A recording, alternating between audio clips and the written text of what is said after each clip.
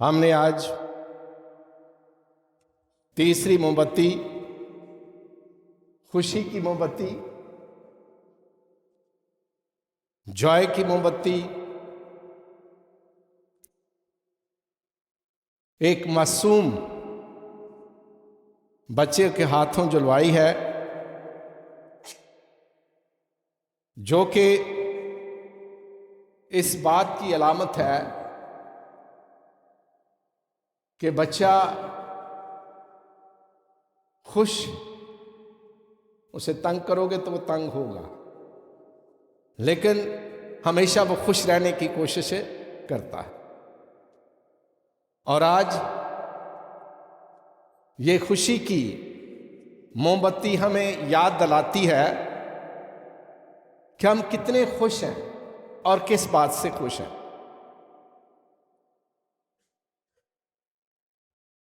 खुशी उस वक्त इंसान को होती है जब इंसान के अंदर कोई गम ना हो, समाजी लिहाज से भी गम ना हो,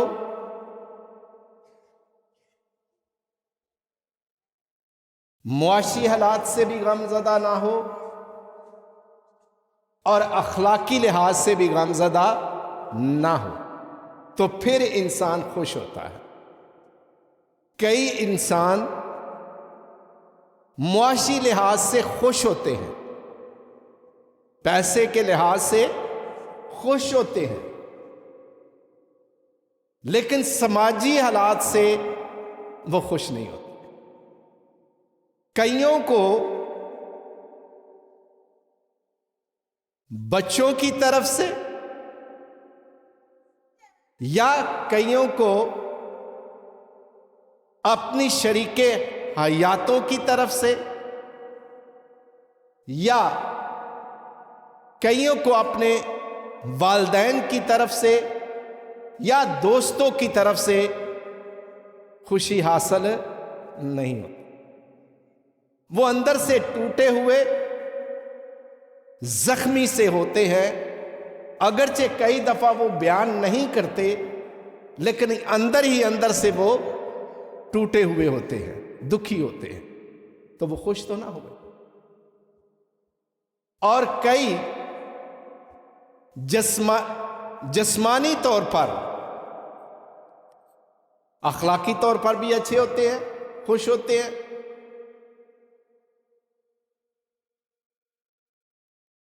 रुपए पैसे के लिहाज से भी खुश होते हैं, बच्चों के हवाले से, बीवी के हवाले से, वालिदैन के हवाले से, दोस्तों के हवाले से भी खुश होते हैं। उन्हें कोई किसी किस्म की कोई दिक्कत या परेशानी नहीं होती, लेकिन जिस्मानी लिहाज से वो तंग होते हैं, जिस्मानी लिहाज से वो तंग होते हैं। कईयों को बहुत बुरे बुरे रोग होते हैं, रोग बहुत सारे हैं, हम सब जानते हैं।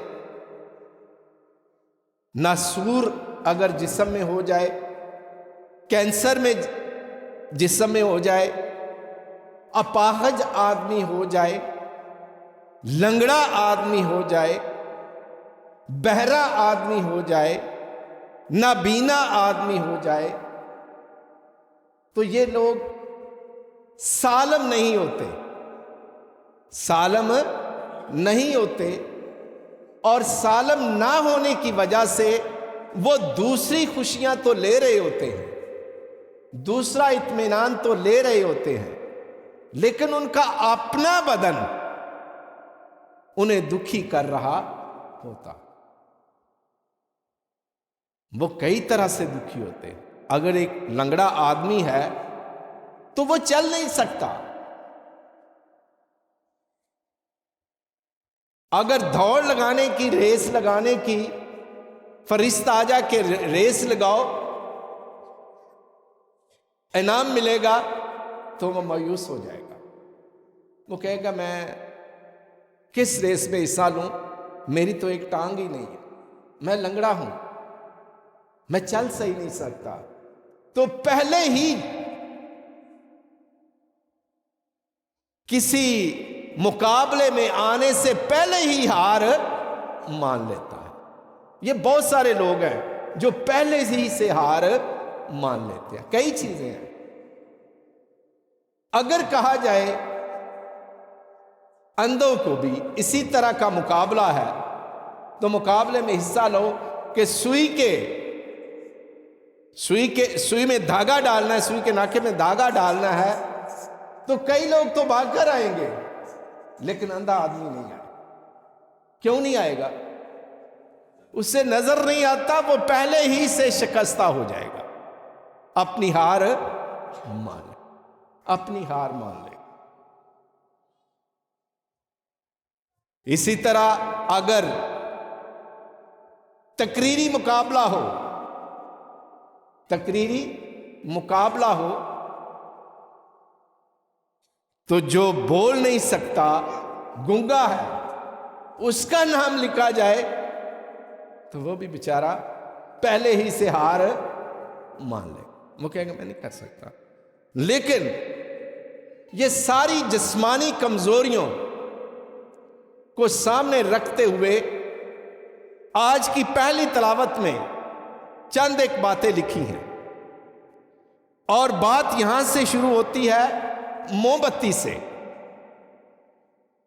कि आज हमने खुशी की मोमबत्ती जलाई। आमद का तीसरा इतवार मनाने के लिए रंग बिरंगे कपड़े भी पहनकर आए, और चेहरों पर यह साबित करने के लिए कि हम खुश हैं, हम खुश हैं। तो लिखा है बियाबान बियाबान और वीराना खुशी करे, बियाबान और वीराना खुशी करे, दश्त शादमान हो और फूले। समझ आई इस बात की? बियाबान और वीराना खुशी करे। एक बियाबान है, बियाबान की थोड़ी सी डेफिनेशन समझने की कोशिश करें, वीराने की डेफिनेशन समझने की कोशिश करें। जहां पर कुछ भी नहीं होता, वीरान जमीन पड़ी है, बियाबान सा बन गया है। पहले जहां पर लहलहाते खेत थे, अच्छे खासे मकान थे, अच्छा खासा शहर बसा हुआ था, शायराएं थी, सड़कें थी, बाग थे, महल थे। अब वो सब खंडरात बन गया। जब वो खंडरात बन गया है तो वो कैसे खुशी करेगा? वो नहीं खुशी कर सकता, क्योंकि जो उसके अंदर खुशियों की वजह थी वो खत्म हो गई, वो जाती रही, तो खुशी कैसे करेगा? इसी तरह वीराना भी खुशी कैसे करेगा? नहीं कर सकते। वीरान जमीन में क्या होता है? वीरान शहर में क्या होता है? कुछ भी नहीं होता। लोग दिखाई नहीं देते, जानवर दिखाई नहीं देते, चहल पहल दिखाई नहीं देती, रौनकें दिखाई नहीं देती। तो ये सारी चीजों की जब अब्सेंस है, गैर हाजिरी है, मौजूदगी नहीं है, तो वहां खुशी का कोई अंसर नजर आता है? कुछ नहीं नजर आता, क्योंकि ये सब वीरान है। लेकिन नबी आज हमारे सामने एक बड़ा खूबसूरत सा बयान दे रहा है, बड़ा खूबसूरत सा। बियाबान और वीराना खुशी करे। कौन खुशी करे? बियाबान और वीराना खुशी करें। क्यों खुशी करें? क्या उनमें दोबारा तामीर होने वाली है? क्या वो वीराने दोबारा आबाद होने वाले हैं? वो बियाबान दोबारा शादाब होने वाले हैं? हां, वो शादाब होने वाले हैं। दोबारा चहल पहल होने वाली है, दोबारा रंग रलियां उस शहर में आने वाली हैं, शायराएं बनने वाली हैं, इसलिए आज नबी बड़ी जुर्रत के साथ यसाया नबी कह रहा है, बियाबान और वैराना खुशी करें, दहशत शादमान हो और फूलें। क्यों? क्योंकि हम देखते हैं कि सूरी लश्कर, असूरी कौम जो थी एक बहादुर कौम थी। असूरी कौम एक बहादुर कौम थी, एक जंगजू लड़ाई करने वाली कौम थी। उन्होंने बहुत सारा इलाका जो है अपने दौर में फतह किया हुआ था, जिसमें यहूदा की सल्तनत भी थी, इस्राइल की सल्तनत भी थी, वहां से ले फलस्तीन की सल्तनत, ये सारे इलाके रोम तक जो थे सारे असूरियों के थे, और इन्होंने ये सारा कुछ फतह किया था। लेकिन ये लोग, ये कौम, असूरी कौम खुदा परस्त नहीं थी, ये बुतों को मानने वाली कौम थी। और जब खुदा ने देखा कि ये कौमें चढ़ाई कर रही हैं, बर्बाद कर रही हैं, तो उन्हें एक जवाब खुदा की तरफ से मिला कि अगर तुम ईमान में कायम रहोगे तो एक दिन आएगा, एक लम्हा आएगा, एक घड़ी आएगी जब तुम इनको शिकस्त दोगे। बेशक ये असूरी बहुत ताकतवर हैं, बहुत लड़ाके हैं, लेकिन आप अगर खुदावंद में रहेंगे, कायम ईमान में रहेंगे, तो आप इन सूरमाओं को भी शिकस्त दे देंगे। और ये शिकस्त हमने देखा कि उन्होंने शिकस्त दी, और उस शिकस्त की वजह से फिर एक थोड़ी सी झलक यसाया नबी अपने लोगों को दे रहा। क्या दे रहा है? बियाबान और वीराना खुशी करें। हमारे शहर जो बर्बाद हो गए इन असूरियों की वजह से, हमारे घर जो तबाह हो गए, हमारी कौम जो तबाह हो गई इन असूरियों की हमलों की वजह से, लेकिन खुदा खुद हमारा आएगा जो हमें इनसे नजात दिलाएगा। जब नजात दिलाएगा, हमें मिल जाएगी नजात, तो फिर हम शादमान होंगे और खुश होंगे। इसलिए वो कहता है बियाबान और वीराना खुशी करें, बियाबान और वीराना खुशी करें। हम देखते हैं आगे जाकर एक और बड़ी बात।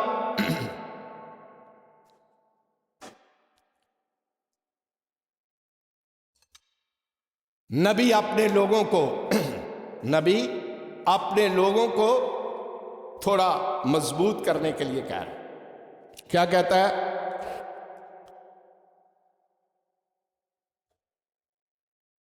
ढीले हाथों को जोर दो, ढीले हाथों को जोर दो, ना तमान घुटनों को मजबूत करो, खौफ ज़दा दिलों से कहो जोरावर बनो और मत डरो। ये हिम्मत दे रहा है, क्योंकि असूरियों से, जैसे मैंने पहले कहा, असूरियों से इस्राएली डरते थे, क्योंकि असूरी ज्यादा मजबूत कौम और ताकतवर कौम थी, उससे डरते थे। लेकिन आज खुदा क्या कह रहा है? नहीं, डरो नहीं, अपने आप को क्या करो? ढीले हाथों को जोर दो। जो हाथ कमजोर बनाकर बैठे हुए हो ना, इनको जोर लगाओ, ताकत दो इनको। ताकत कहां से? यानी अंदर से अपने आप को बूस्ट अप करो, अपने अंदर की बैटरियां चार्ज करो, कुव्वत की बैटरियां चार्ज करो, क्योंकि आप भी कमजोर नहीं है, क्योंकि तुम खुदा के वसीले से लड़ोगे, खुदा तुम्हारे साथ होगा। आगे बड़ा खूबसूरत लिखा है, देख तुम्हारा खुदा मुंतकीम होकर आता है, खुदा अजर देने वाला है, वो आएगा और तुम्हें निजात देगा। कौन देगा? खुदा तुम्हें निजात देगा। कैसे निजात देगा? अंधों की आंखें बीना की जाएंगी। अंधों की आंखें, जो नाबीने लोग हैं ना, वो देखने लग जाएंगे। बहरों के कान खोले जाएंगे। तब लंगड़ा आदमी हिरन की तरह कूदेगा, गूंगे की जबान गीत गाएगी। गूंगे की जबान गीत गाएगी। पहले मैंने क्या समझाया था कि गूंगा तो बोल नहीं सकता, गीत क्या गाएगा, वो तो पहले ही हारा हुआ होता है। इसी तरह ये लंगड़ा आदमी हिरन की तरह, हिरन की तरह दौड़ेगा। पहले जो उसको दिखाई गई शक्ल,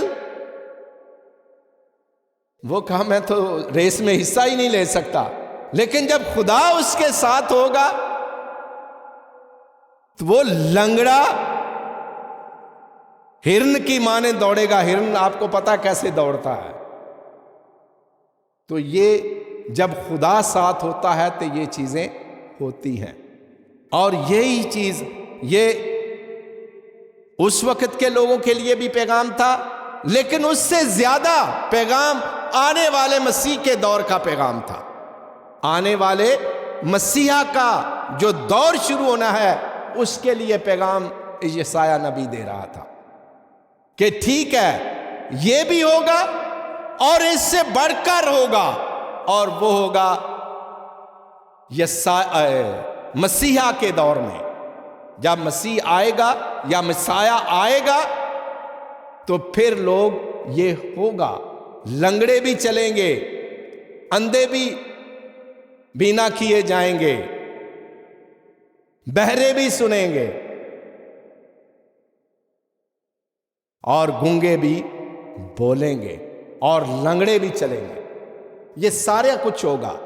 लेकिन इसकी झलक जो है खुदा की बादशाही या आसमान की बादशाही जब जाहिर होगी, उसमें ज्यादा वजाहत के साथ आप इसको देख सकते हैं। और आज की अंजील मुकद्दस में हम एक बड़ा सवाल उभरता हुआ देखते हैं। बड़ा सवाल उभरता हुआ देखते हैं जो यूहन्ना नबी ने किया है। यूहन्ना नबी क्या कह रहा है? यूहन्ना नबी कैद खाने में है। कहां पर है? कैद खाने में है। और वहां से अपने लोगों को, अपने शागिर्दों को भेजता है और जाकर पता करो, दरियाफ्त करो मसीह के बारे में। तो लिखा है, अब यूहन्ना ने कैद खाना में मसीह के कामों का बयान सुनकर, बात उस तक पहुंच गई, बात उस तक पहुंच गई। क्या बात? सुनकर अपने शागिर्दों की मार्फत उससे पूछवा भेजा, क्या जो आने वाला है तू ही है या हम किसी और की राह देखें? यह एक सवाल यीशु के सामने उसके शागिर्द लाए हैं, जो यूहन्ना ने पूछा है। यूहन्ना बपतिस्मा देने वाले ने पूछा और यीशु ने जवाब क्या दिया? यीशु ने जवाब ये नहीं कहा कि मैं ही हूं। उसने स्ट्रेट फॉरवर्ड नहीं कहा कि मैं ही हूं मसीहा। उसने हवाला यशाया नबी का दोबारा दिया, इसी किताब का दिया जहां पर वादा किया गया था। वादा क्या किया गया था कि वो देखेंगे। उसी तरह यीशु ने कहा, यीशु ने जवाब में उनसे कहा, जो कुछ तुम सुनते और देखते हो जाकर यूहन्ना से बयान करो। अंधे देखते, लंगड़े चलते, कोढ़ी पाक साफ किए जाते, बहरे सुनते, मुर्दे जिंदा किए जाते हैं और मस्कीनों को खुशखबरी सुनाई जाती। ये बातें हैं जो मसीहा के दौर में आनी थी। जिनका जिक्र यसाया नबी ने कहा कि मसीह का दौर आएगा जब जिस्मानी तौर पर भी लोग और रूहानी तौर पर भी लोग शफा याफ्ता होंगे। और हम सुनते हैं, देखते हैं कि इस छोटे से बयान में अंधे देखते। क्या हमारे सामने कई ऐसे मिसालें बाइबल के अंजील मुकद्दस के से हमने नहीं सुनी कि यीशु ने कितनों को आंखें दी, कितनों को अच्छा किया, उसने लंगड़ों को चलने की कुव्वत और ताकत दी, कोड़ियों को पाक साफ किया, बहरों को सुनने की ताकत दी और मुर्दों को भी जिंदा किया। और आज एक छोटा सा मैसेज इस बात में छुपा हुआ है कि जब जिस्मानी तौर पर इंसान को खुशी मिले तो वो अंदर से भी खुश होता है। अगर जिस्मानी तौर पर खुशी हो तो अंदर भी खुश होता है। ये एक हवाला आया था कि वो जो 4 बंदे छत फाड़कर उस मफलूज को नीचे भेजा तो यीशु ने उसको देखकर कहा, उसने कहा तेरे गुनाह माफ हुए। तो थोड़ा सा फरीसियों ने क्या किया था कि ये कौन होता है गुनाह माफ करने वाला, ये कौन होता है गुनाह माफ करने वाला। गुनाह माफ करने का इख्तियार तो सिर्फ और सिर्फ खुदा को है। खुदा माफ कर सकता है, बंदा माफ नहीं कर सकता। ये कैसे कर सकता है? तो यीशु मसीह ने एक सादा सा जवाब, क्या एहसान ये कहना है तेरे गुनाह माफ हुए, या ये कहना कि उठ अपनी चारपाई उठा और चल फिर? कौन सा आसान?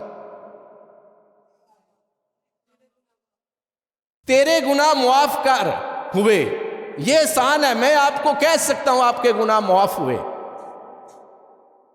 शहजाद आपके गुनाह मुआफ हुए, रफाकत आपके गुनाह मुआफ हुए। ये देख तो कोई नहीं रहा, ये देख तो कोई नहीं रहा कि अंदर से गुनाह मुआफ हुए हैं या नहीं हुए। मेरी दीदनी आंखें जो हैं, ये वाली बातनी आंखें नहीं, दीदनी आंखें नहीं देख सकती गुनाह माफ हुए हैं कि नहीं हुए। लेकिन यीशु ने प्रैक्टिकल करके दिखाया कि गुनाह माफ कैसे हुए हैं। जब उसका बदन साफ हो गया है, जब उसको शफा मिल गई है, जब उसके अंदर शक्ति आ गई है, जब उसके अंदर कुव्वत आ गई है, तो जमाने को भी पता चले, लोगों को भी पता चले, जहान को भी इल्म हो जाए कि ये बंदा वाकया ही शफाया, जो चलकर उस पर आया 4 बंदों के सहारे, अब वापस कैसे जा रहा है? अपने सहारे। जिस चारपाई पर वो आया, अब वो चारपाई उठाकर जा रहा है। इससे बड़ी खुशी और क्या है? इससे बड़ी खुशी क्या है कि जब इंसान को उसकी जिस्मानी भी और रूहानी भी शफा मिल जाए, खुशी मिल जाए, अंदर से भी वो खुश है और बाहर से भी वो खुश है। और हमारे सामने एक बड़ा लंगड़े का बयान है।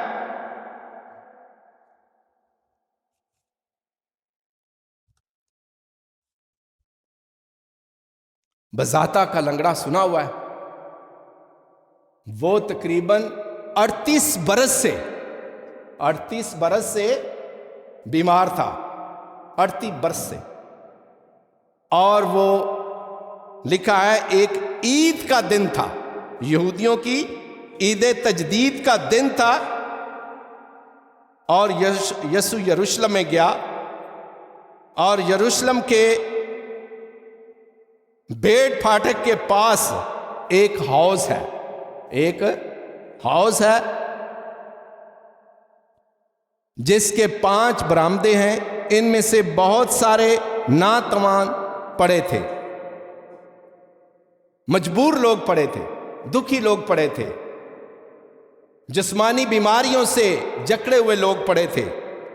लिखा है अंधे, लंगड़े, पसमुर्दा जो पानी हिलने के मुंतज़िर थे, क्योंकि खुदावंद का एक फरिश्ता वक्तन फवक्तन हौज में उतरकर पानी को हिलाता था, और जो कोई पानी के हिलने के बाद हौज में पहले उतरता, खा कैसी भी बीमारी हो, खा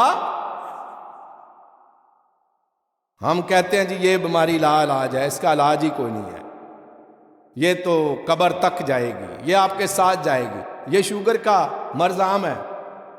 और अब इसके बारे में कहते हैं जी जो मर्जी कर लो, परहेज ही करना है, बीमारी ख़त्म नहीं होगी, बीमारी ख़त्म नहीं होगी। डॉक्टरों का ये कहना है बीमारी ख़त्म नहीं होगी, ये सिर्फ जाएगी आप कब्र तक आपके साथ, इसका इलाज कोई नहीं है, बस परहेज करते जाओ या वक्त पर दवाई लेते जाओ। लेकिन यहां क्या लिखा है?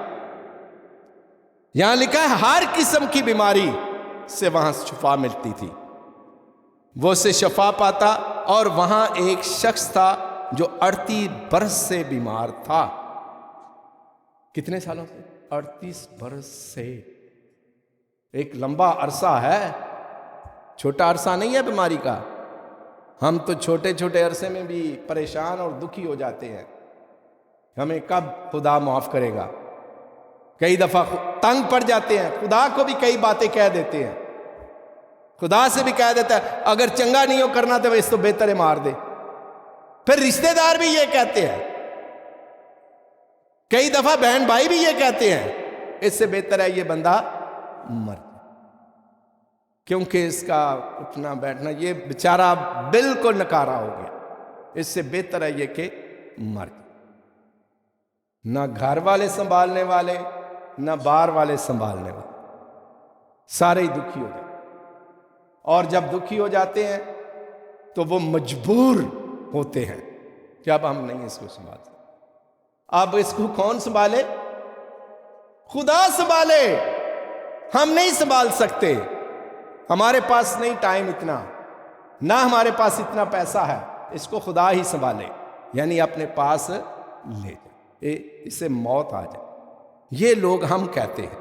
लेकिन यहां देखो 38 साल से एक बंदा पड़ा हुआ है और एक आस के साथ पड़ा हुआ है, एक उम्मीद के साथ पड़ा हुआ है। उम्मीद क्या है? एक दिन तो आएगा, एक दिन तो आएगा जिंदगी में कि मैं इस हौज में उतर जाऊंगा, मैं इस हौज में उतर जाऊंगा और मेरी बीमारी जाती रहेगी। लेकिन ऐसा नहीं हो रहा, ऐसा नहीं हो रहा, क्योंकि कितने सालों से वो इस आस में बैठा हुआ है कि वो हौज के वसीले से बचेगा। किसके वसीले से? नीयत भी है हौज के वसीले से बचूंगा, इरादा भी है हौज के वसीले से बचूंगा, जस्तजू भी यह है कि हौज के वसीले से बचूंगा। एक दिन तो आएगा मैं रिंग रिंग कर पहले इसके इस हौज में उतर जाऊंगा और मैं बच जाऊंगा। लेकिन ऐसा नहीं हो, ऐसा नहीं। क्या हो गया देखे जरा। यीशु ने जब उसे पड़ा देखा और जाना कि वो बड़ी मुद्दत से इस हालत में है, तो उससे कहा क्या तू तंदुरुस्त होना चाहता है? बेटा सवाल जरा ध्यान से समझना, फिर कई दफा कहते हैं आप समझ नहीं आती। क्या तू तंदुरुस्त होना चाहता है?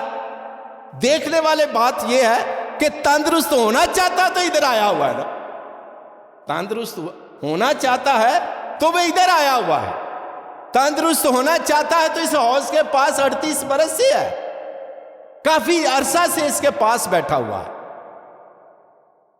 लेकिन तंदुरुस्त होना चाहता है, लेकिन अपनी एक मजबूरी बताता है।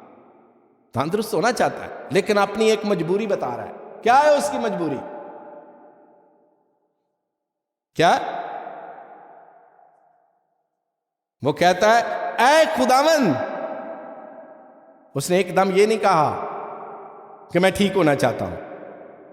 यीशु से स्ट्रेट कहता तो शायद, लेकिन वो क्या जवाब क्या दे रहा है? जवाब दे रहा है ऐ खुदावन मेरे पास कोई आदमी नहीं, मेरे पास कोई बेकस, बेबस, बेरहम, बेचारा, जिसे हम कहते हैं ना बेचारा, हम तो कई खाते पीते तो कहते बेचारा, हम खाते पीते बेचारे नहीं होते, ये बेचारा है जिसके पास कोई आदमी नहीं जो उसको उठाए और उसमें, वो कहता मैं तो बस बेचारा सा हूं,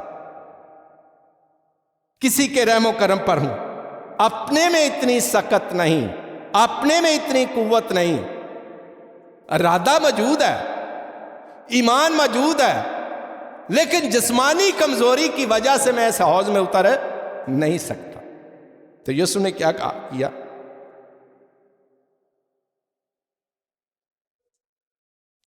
और आगे वो जवाब देता है, दूसरा मुझसे पहले उत्तर पड़ता है, यीशु से कहता है, आज ना तुझे हौज की जरूरत, ना तुझे किसी मदद की जरूरत, मैं तुझे कहता हूं उठ और चल।